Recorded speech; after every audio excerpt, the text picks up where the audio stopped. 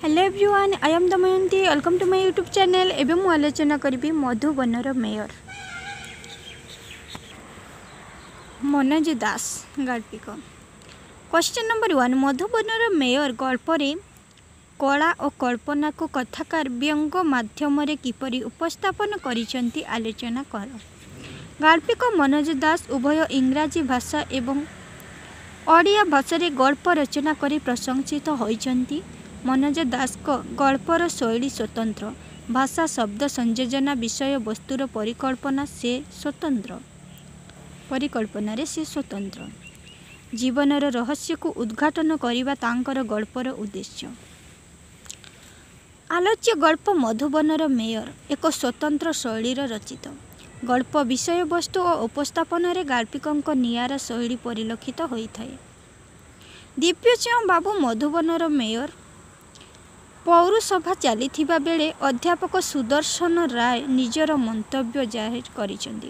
गोटे सभा चली सेठिरे दिव्यसिंह बाबू अछंती एवं सुदर्शन बाबू तांकर मंतव्य देइछंती। दिव्यसिंह बाबू थिले सुदर्शन रायंकर छात्र। मेयर निर्वाचन रे दिव्यसिंह बाबूंक ठारू सुदर्शन राय पराजित होइछंती। भाषणर प्रसंग उठाइला बेले वृद्ध सुदर्शन बाबू कांदी पकाइले। सहर रे गोरु गाई मानंकर उत्पाद को वर्णना करुथिले सुदर्शन बाबू। गोरु गाई मानंकर दौराम्य एते परिमाण रे वृद्धि पाइछि जहा द्वारा सहरवासी माने विभिन्न प्रकारर समस्यार सम्मुखीन हेउचंती। सुदर्शन बाबूंक भाषा रे गोटे निर्दिष्ट गाई क्रमागत भावे दौरात्म्य वृद्धि करी चली। सहरवासी माने से गाईर कार्य प्रति असंतुष्ट। से कहिले सुदर्शन बाबूंक निज नातुणी चरणी गाईटी केते बड़ क्षति करिछि ताहा आरंभ कले। से गाईटीर ना होछि चरणी। मनस्तत्व रे अनर्स बीए पढ़ुछि तांको नातुणी। परीक्षा मुंड उपरे बारंडारे बसी अनर्स नोट कथा धरी पढ़ुथिबा समय रे आखि को निद आसी जाइछि। एही समय रे चरणी गाईटी हत्ता मध्य रे प्रवेश करी नोट खाता को गर्भस्थ करी देछि। से खाई देछि। नातुनीटी परीक्षा पाई भल भावरे प्रस्तुत होई पारिला नाही। एही घटना को प्रकाश करिबा सहित खूब जोरे कांदी पकाइछंती सुदर्शन राय। से प्रश्न करिछंती, जुग जुगरु पशु कबलरू पौरसभा आमको रक्षा करिबो कि नाही। सुदर्शन बाबूंको कथा सुनी दिव्यसिंह बाबू कहिले, सार गाईटा केई खंड कागज चबाई खाई जिबा एमिति गोटिए ट्राजेडी नुहे। सुदर्शन बाबू दीर्घ निश्वास छाड़ी कहिले, तुमे बुझी पारिबो नाही। ए घटना उपरे मु जेतिकी चिंता करूछि निजको सेतिकी अधिकरु अधिक असहाय मणुछि। सुदर्शन राय मंतव्य शुणी दिव्यसिंह बाबू हसी उठिले। सुदर्शन बाबू कौन कहते ना, आईन कानून सरकार सबकिछि सत्य, एपरिकी खाता 2 खंड पाई जदि पर्याप्त क्षतिपूरण व्यवस्था थांता ताहा सत्य मनीष केड़े असहाय, हाय केड़े असहाय। सुदर्शन राय मंतव्य शुणी दिव्यसिंह बाबू हसी उठिले। सुदर्शन बाबू उठी पड़िले। मो कथा बुझीबा एड़े सहज नुहे दिव्यसिंह बाबू, आउ जुक्ति करना। मो ट्राजेडी नहीं मते बंचिबाकू दियो। एहा कही से चली गले। गाल्पिक मनोज दास चरणी गाईर चरित्र वर्णना प्रसंग रे दिव्यसिंह बाबू सामना करिथिबा घटना सुंदर भावरे आलोच्य गल्परे दर्शाइछंती। नदी कूल कारु ओह्लाई पड़ी नदीर पानी भितर को पशिगले कि ना दिव्यसिंह बाबू। नदीर सामना करिबा थिला तांकर इच्छा, नदीरे स्नान करिबा। एही नदीरे पिला दिने अनेक थर स्नान करिसंती। देहरे मात्र गोटिए अंडर एयर थाए। सबू को से ओह्लाई देले और नदीरे प्रवेश कले। हठात अंडर एयर भितरे कौन गोटिए पशि जाइछि बोली से अनुभव कले। संगे संगे अंडर एयर को ओह्लाइबा समय रे हाथर खसी जाई नदी सुअरे आग को चलीगला।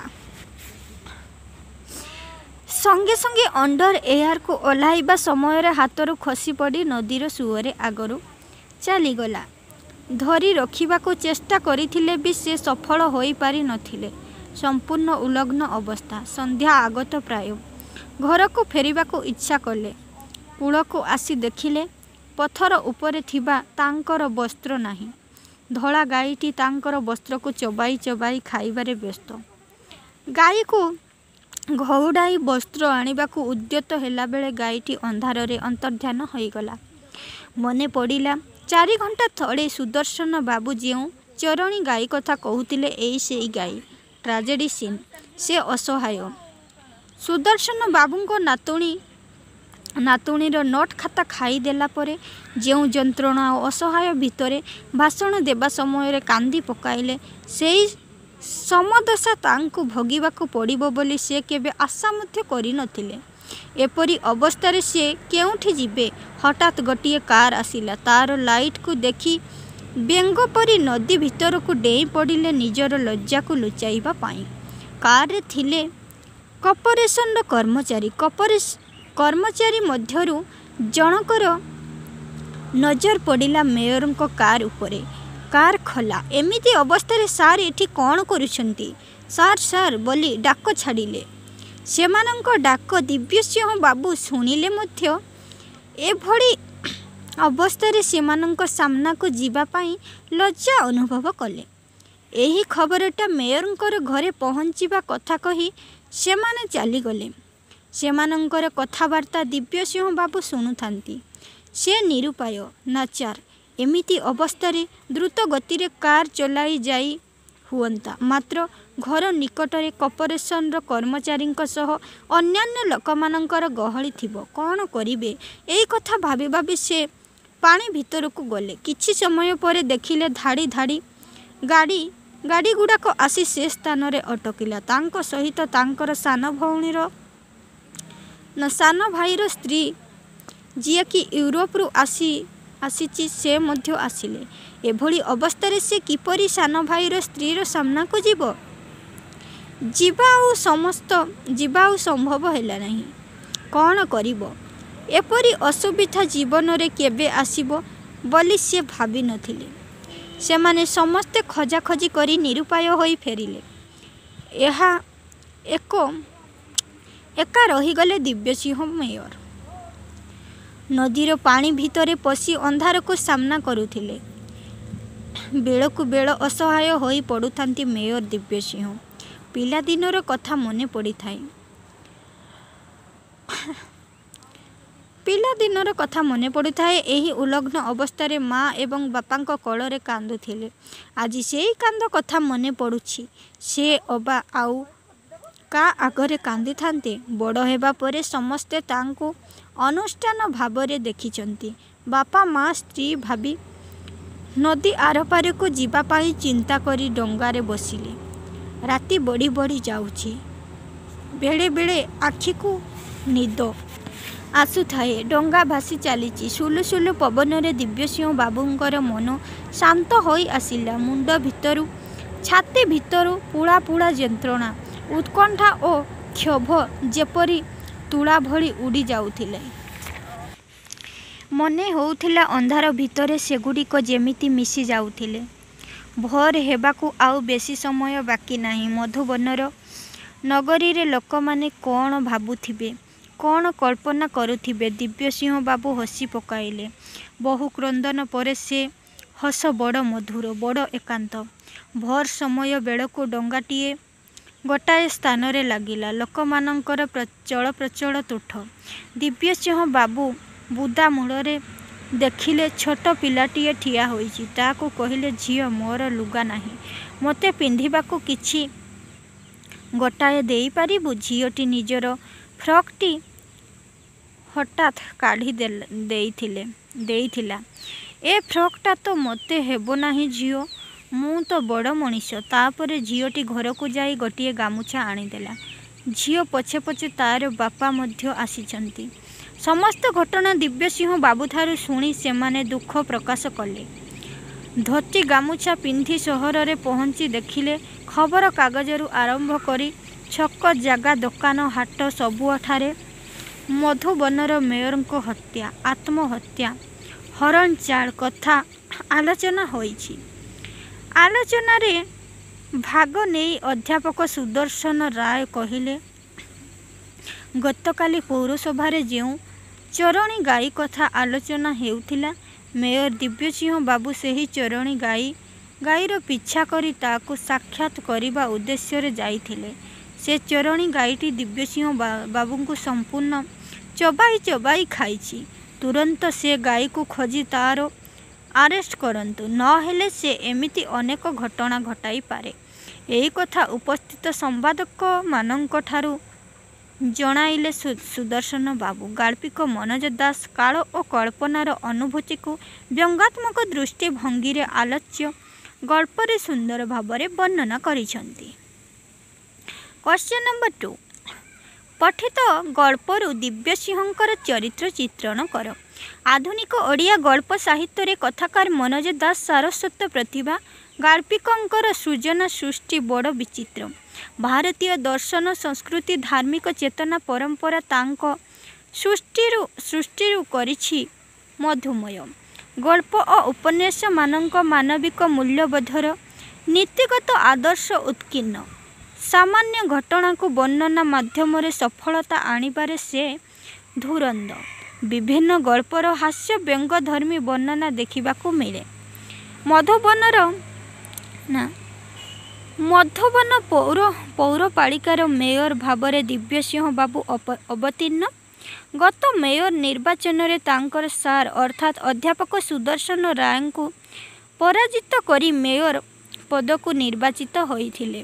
ସୁଦର୍ଶନ ବାବୁ ମେୟର ନିର୍ବାଚନ ପରାଜୟ ମର୍ମାହତ କରିଥିଲା। ପରାଜୟର ଗ୍ଳାନିରେ ସେ ଅସହାୟ ହୋଇପଡ଼ୁଥିଲେ। ଗୁରୁ ଏବଂ ତାଙ୍କର ମଧ୍ୟରେ ମେୟର ପଦବୀ ପାଇଁ ନିର୍ବାଚନ ଚାଲିଲା। ଗୁରୁଙ୍କ ପରାଜୟ ହେଲା। ଶିଷ୍ୟ ବିଜୟ ମୁକୁଟ ପିନ୍ଧି ମେୟର ପଦବୀରେ ଅଳଙ୍କୃତ କରିଥିଲେ। ସୁଦର୍ଶନ ବାବୁ ପରାଜୟର ଦୁଃଖ ଏଡ଼ାଇବାକୁ ଯାଇ କହିଛନ୍ତି ଯେ, ପୁତ୍ରଠାରେ ପିତାର ପରାଜୟ, ଶିଷ୍ୟଠାରୁ ଗୁରୁର ପରାଜୟ ବିଜୟର ହିଁ ନାମାନ୍ତର ମାତ୍ର। ସୁଦର୍ଶନ ବାବୁ ରୋକଠୋକ ଜବାବ ଦେଇଛନ୍ତି, ସେ ମହା ବାଣୀବିଦ୍ୟା ବା ଜ୍ଞାନରେ ବିଜୟ ପରାଜୟ ପ୍ରତି ପ୍ରଯୁଜ୍ୟ। ଲାଞ୍ଚ, ମିଛ, ଧପ୍ପାବାଜ ଅଧ୍ୟୁଷିତ ନିର୍ବାଚନରେ ବିଜୟ ପରାଜୟ ପ୍ରତି ତାର ପ୍ରୟୋଗ ମୂଢ଼ତା। ପୌରସଭା ବୈଠକରେ ଭାଷଣ ମାଧ୍ୟମରେ ଅଧ୍ୟାପକ ସୁଦର୍ଶନ ରାୟ ସହରମାନଙ୍କରେ ଗୋରୁଗାଈମାନଙ୍କର ବ୍ୟୁତ୍ପତ୍ତି ସମ୍ପର୍କରେ ସୂଚାଇଛନ୍ତି। ଦୁଃଖ ଏବଂ କ୍ଷୋଭର ମିଶ୍ର କଣ୍ଠସ୍ୱରରେ ଭାଷଣ ଜାରି ରଖିଥିଲେ ସୁଦର୍ଶନ ବାବୁ। ସାଧାରଣ ଗୋଟିଏ ନିର୍ଦ୍ଦିଷ୍ଟ ଗାଈ ସମ୍ପର୍କରେ କହୁ କହୁ ସେ କାନ୍ଦି ପକାଇଲେ। ତାଙ୍କ ଭାଷାରେ ସେ ସାଧାରଣ ଗାଈ ନୁହେଁ, ମଣିଷର ଭାଷା ବୁଝିପାରେ। ସେ ଗାଈଟି ସୁଦର୍ଶନ ବାବୁଙ୍କ ନାତୁଣୀର ନୋଟ୍ ଖାତାକୁ ଚୋବାଇ ଖାଇଦେଇଛି। ଗାଈ ପ୍ରତି ପୌରସଭା ତରଫରୁ କିଛି ନା କିଛି ବ୍ୟବସ୍ଥା ନ କଲେ ଆଗକୁ ଅନେକ ଉପଦ୍ରବ କରିବାର ସମ୍ଭାବନାକୁ ଏଡ଼ାଇ ଦିଆଯାଇ ନପାରେ। ଦିବ୍ୟସିଂହ ବାବୁ ସୁଦର୍ଶନ ବାବୁଙ୍କ କଥାକୁ ଗୁରୁତ୍ୱ ଦେଇ ନଥିଲେ। ପଶୁମାନଙ୍କର ପାଇଁ କଟକଣା କ'ଣ, ଏହା କହି ଦିବ୍ୟସିଂହ ବାବୁ ଠୋ ଠୋ ହୋଇ ହସିଥିଲେ। ଆପଣ ଅସହାୟ ନୁହନ୍ତି ସାର୍, ଗାଈ କେଇଟା କାଗଜ ଖାଇଦେଲା, ଏହା ଟ୍ରାଜେଡ଼ି ନୁହେଁ। ପରିହାସ ଛଳରେ କଥାର ମର୍ମକୁ ଗୁରୁତ୍ୱହୀନ ମନେକରି ଖୁବ୍ ଜୋରରେ ହସିଲେ।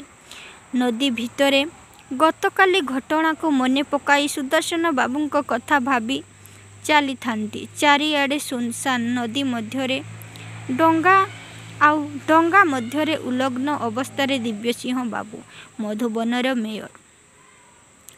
ଏବେ ସେ ସମ୍ପୂର୍ଣ୍ଣ ଅସହାୟ, ଏତେ ବଡ଼ ପଦବୀରେ ଥାଇ ଅସହାୟ। ସୁଦର୍ଶନ ବାବୁଙ୍କ କାନ୍ଦିଲା ମୁହଁ ତାଙ୍କ ଆଖି ସାମ୍ନାରେ ନାଚି ଉଠୁଥିଲା। ଯେଉଁ ଚୋରଣୀ ଗାଈ ସୁଦର୍ଶନ ବାବୁଙ୍କ ନୋଟ୍ ଖାତା ଚୋବାଇ ଖାଇଦେଇଛି, ନାତୁଣୀର ଦୁଃଖ ସେ ସୁଦର୍ଶନ ବାବୁ ଆହତ ଯନ୍ତ୍ରଣାରେ ଛଟପଟ ହୋଇଥିଲେ। ଅନୁରୂପ ଭାବରେ ସମାନ ଯନ୍ତ୍ରଣା ଦିବ୍ୟସିଂହ ବାବୁ ସାମ୍ନା କରୁଛନ୍ତି। ଆଜିର ଏହି ଘଟଣା ପାଇଁ ସେ ଚୋରଣୀ ଗାଈ ହିଁ ଦାୟୀ ବୋଲି ଦେଇଛନ୍ତି। ପିନ୍ଧିବାକୁ ବସ୍ତ୍ର ନାହିଁ, अंडर एयरटी मध्य पानी सुअरे भासी जाइछि ताकू मध्य अटकाइबारे से विफल होइचंती। बहु दिन हेला नदी रे गाधेई नथिबारु इच्छा हेला नदी पानी रे पुणी टिकिए आनंद उपभोग करिबाकू। मात्र आनंद जे एभली विपद को टाणी आनिब दिव्यसिंह बाबू केबे जीवन रे कल्पना मध्य करि नथिले। गाई को अन्वेषण करू करू विपरीत दिगरु से कार आसीबार शब्द शुणिले। Car light पड़िला। एपरी अवस्था तांको जिए देखिबो काम शेष। मधुबनर मेयर भावरे आखपाखर समस्त लोक तांको जानନ୍ତି। जदि उलग्न शरीर को देखि पकाइबे सेमानंकर धारणा कौन हेबो। काल विलंब न करी से नदी मध्य को डेई पड़िले। बेंग पानी को डेईला परी कार आसी से स्थान रे अटकिला। सेमानंकर कथाबार्ता किछि अंश पानी भितरे छिड़ा होई शुणिले दिव्यसिंह बाबू। सेमाने थिले 3 जण। समस्ते मधुबन कॉर्पोरेशन रो कर्मचारी। तांको मध्यरु जणे थिला एग्जीक्यूटिव इंजीनियर आउ 2 जण थिले सहकारी। हठात सेमानंकर नजर पड़िला कार उपरे। एपरी अवस्था कार किए एठारे पार्क कला। अरे ए तो मेयर को कार टी खोला पड़ी। सार कहती समस्ते एका स्वर रे सार सार डाकिले। पानी भितरे थाई शुणी पारुथिले मध्य से थिले नाचार। तापरे जणे गंभीर होई कहिले सार तो एमिति गाड़ी खोला पकाई दे कुआड़े जीवा लोक नुहंती। कथा कौन मते कहीं सबु कथा बड़ अस्वाभाविक लगुच। चलिली जीवा सार को बसाको। चलो सार को बसाको जीवा बोली कहउचंदी। दिव्यसिंह बाबू को भावना बढ़िबा को लागिला। भय आउ लज्जारे पानी मध्यरे थाई थरु थांती। वर्तमान से कौन करिवे। कार छुटाई घर को पळाइबे। किंतु सेठारे वर्तमान इंजीनियर माने तांको संपर्क रे अनुसंधान करुथिबे। अनेक लोक घर सामने रुंड होइथिबे। सेमाने किपरि से घर को जीव बोली भाबुचंदी। नदीर सुअरे से आगकू भासी चली। मन मध्यरे चिंता कले एइटा अपेक्षाकृत निरापद स्थान। एठारे तांकर उलग्न शरीर को देखा केही नांती। मन मध्यरे पुणी भावना आसिला। ए समय जड़े अंतरंग विश्वासी बंधु बुली आसंता कि किंबा नई सुअरे गोटे धोती किंबा गामुचा भासी आसंता कि से दूररू आलोक देखिले। तांकरी कार पाखरे आसी अटकी गला। एकाधिक गाड़ी। प्रथमे इंजीनियर को गाड़ी पछ गाड़ी ओह्लाई तांकर सान भाई और सान भाई को यूरोपीय बहु। ता पछ गाड़ी रे पुलिस 3 जण। तापरे सहरर प्राचीनतम गाड़ी। तहिरे थिले अध्यापक सुदर्शन राय। मात्र 3 घंटा पूर्वर चरणी गाई प्रसंगरे विज्ञान सुदर्शन बाबू कांदी थिबा बेले से हसी थिले। ए अवस्था तांको सामना कले कौन जे अवस्था हेबो। पुलिस भ्यान आसी पहुँची गला। असिस्टेंट माने सार सार बोली रडी करी नदीर पानी भीतर को टॉर्च पकाइले। दिव्यसिंह बाबू को कह प्रबलतार हैला। से जोरे कांदिले। मनीष एडे भयरे असहाय अवस्था पड़ी पारे। क्यों अदृश्य शक्ति पुंजर चक्रांतर शिकार हेबाकू पड़िला तांकू। अदम्य अभिमान और कहरे से जेते पारिले आगकू माड़िले। केतेबेले चाली चाली पुणी आउ केतेबेले पहरी पहरी। जेतेबेले से नदी भितरे अनेक दूर को चली गले उच्च स्वर रे कांदिबा आरंभ कले। डंगाटीए देखि ता उपरे बसी पड़िले। सुअरे डंगाटीए भासी भासी गला। अनेक वर्ष तले जेतेबेले से पिलाटीए थिले से लंगड़ा होई कांदुथिले बोऊ कोଳରେ अबा बापांको छाती रे। तापरे से जीवन रे कांदी नहांती। डंगा भासी भासी चलीथिला। अण असरिया नई रे केतेबेले कूଳରେ आसी डंगा बाड़ेई होइथिला तो केतेबेले पानी भीतर को डंगाटी खसी जाउथिला। 2 तटरे शून्य बिलबाड़ी उपरे आकाश। से सुदूर स्मृति रे बौर कोल ଭଳି ଏଇ ଆକାଶ। ଆଜି ଯଦି ସେ ନ କାନ୍ଦିବ ଆଉ କାନ୍ଦିବ କେବେ? ଭୋର ହେଲାଣି। ଡଙ୍ଗା ଯାଇ ଅଟକିଲା ଗୋଟିଏ ସ୍ଥାନରେ। କୂଳରେ ଗୋଟିଏ ବୁଦା ମୂଳରେ ଛିଡ଼ା ହୋଇଛି ଝିଅଟିଏ। ଦେହକୁ ଯଥା ସମ୍ଭବ ସତର୍କତାର ସହକାରେ ଡଙ୍ଗା ଭିତରେ ଲୁଚାଇ ରଖି ମୁଣ୍ଡ ଟିକେ ଦିବ୍ୟସିଂହ ବାବୁ ଝିଅକୁ କହିଲେ, ମୁଣ୍ଡଟି ଟେକି କହିଲେ, ଝିଅ, ମୋର ଲୁଗା ନାହିଁ, ମୋତେ ପିନ୍ଧିବାକୁ କିଛି ଗୋଟାଏ ଦେଇପାରିବୁ? ଝିଅଟି ଘରକୁ ଯାଇ ଗୋଟେ ଗାମୁଛା ଆଣିଦେଲା। ଦିବ୍ୟସିଂହ ବାବୁ ସେ ଗାମୁଛାକୁ ପିନ୍ଧିଲେ ଏବଂ ଗାମୁଛା ଝିଅଟି ସହିତ ତା ବାପା ମଧ୍ୟ ଆସି ପହଞ୍ଚିଲା। ଦିବ୍ୟସିଂହ ବାବୁ ନିଃସଙ୍କୋଚରେ ନିଜର ପରିଚୟ ଦେଲେ। ସେମାନଙ୍କ ଘରକୁ ଗଲେ। ବିଡ଼ି ଟାଣୁ ଟାଣୁ ଯାହା ଯାହା ଘଟିଥିଲା ସବୁ କହିଲେ। ଘଣ୍ଟାକ ପରେ ସଫା ଧୋତିଟିଏ ପିନ୍ଧି ଓ ଗାମୁଛାଟିଏ ଦେହରେ ପକାଇ ଦିବ୍ୟସିଂହ ବାବୁ ସହରରେ ପହଞ୍ଚିଲେ। ସହର ସାରା ଏ ଖବର ପହଞ୍ଚି ଯାଇଥିଲା। ଖବର କାଗଜରେ ମଧ୍ୟ ସମ୍ବାଦ ଆକାରରେ ମେୟରଙ୍କର କଥା ବର୍ଣ୍ଣନା ହୋଇଛି। ନାନାଦି ସମ୍ଭାବନାର ସମ୍ବାଦ। ହରଣଚାଳ ହତ୍ୟା, ଆତ୍ମହତ୍ୟା, ନାନାଦି ଷଡ଼ଯନ୍ତ୍ର ସମ୍ପର୍କୀୟ ଜଳ୍ପନା। ଏଇ ଦିଗରେ ଗୋଟିଏ ବିଚିତ୍ର ଜୀବର ନଦୀରେ ଲମ୍ଫ ପ୍ରଦାନ। ଅନ୍ୟ ଦିଗରେ ମେୟରଙ୍କର ଟ୍ରାଉଜର, ବେଲ୍ଟ ଓ ଚର୍ବି କିୟଦଂଶ ଚର୍ବିତ। ଏଇ 2 ଘଣ୍ଟା ଅବସ୍ଥାକୁ ଜଟିଳ କରିଦେଇଥିଲା। ସୁଦର୍ଶନ ରାୟ ଏକ ବିବୃତି ଦେଇ କହିଲେ ଯେ ତାଙ୍କର ବିଶ୍ୱାସଗତ ପୌରସଭାରେ ଆଲୋଚନାରେ ଉତ୍ତ୍ୟକ୍ତ ହୋଇ ମେୟର କୁଖ୍ୟାତ ଚରଣୀ ଗାଈକୁ ଚ୍ୟାଲେଞ୍ଜ କରିଥିଲେ ଓ ଗାଈ ସମ୍ପୂର୍ଣ୍ଣ ମେୟରଙ୍କୁ ଚୋବାଇ ଖାଇଦେଇଛି। ବୃଦ୍ଧ ଅଧ୍ୟାପକ କାନ୍ଦି କାନ୍ଦି ଗାଈଟିକୁ ତୁରନ୍ତ ଗିରଫ କରିବା ପାଇଁ ଦାବି ଜଣାଇଥିଲେ। ଦିବ୍ୟସିଂହ କିନ୍ତୁ ନିଜ ଭିତରୁ ଅନୁଭବ କରୁଥିଲେ ଏ ଆଶ୍ଚର୍ଯ୍ୟର ପରିବର୍ତ୍ତନ। କାହା ପାଖରେ କୌଣସି କୈଫିୟତ ଦେବାର ଉତ୍କଣ୍ଠା ତାଙ୍କର ନଥିଲା। ମନରେ ଭାବୁଥିଲେ, ଥରେ ଯାଇ ଅଧ୍ୟାପକ ସୁଦର୍ଶନ ରାୟଙ୍କୁ କହିଥାନ୍ତେ, ସାର୍, ଅସହାୟ କ'ଣ? ମୁଁ ହୃଦୟଙ୍ଗମ କରୁଛି। ମୁଁ ବର୍ତ୍ତମାନ ପ୍ରାପ୍ତବୟସ୍କ। ଆଲୋଚ୍ୟ ଗଳ୍ପରେ କଥାକାର ମନୋଜ ଦାସ ଆକର୍ଷଣୀୟ ଭାବେ ମଧୁବନର ମେୟର ଦିବ୍ୟସିଂହ ବାବୁଙ୍କ ଚରିତ୍ର ଚିତ୍ରଣ କରିଛନ୍ତି। ଏତିକିରେ ଏହି ବିଷୟଟି ସମାପ୍ତ ହୋଇଛି। ଆଜିର ଆଲୋଚନା ଏତିକି ସମାପ୍ତ କରୁଛି। ନମସ୍କାର। 2ଟା ସାରା ପେପର 11 ଏବଂ ପେପର 12 ମୁଁ ଆଲୋଚନା କରି ସାରିଲି। DSC ପେପର 1 ମଧ୍ୟ ସାରିଛି। ଏବେ DSC ପେପର 2 ଆଲୋଚନା କରିବି।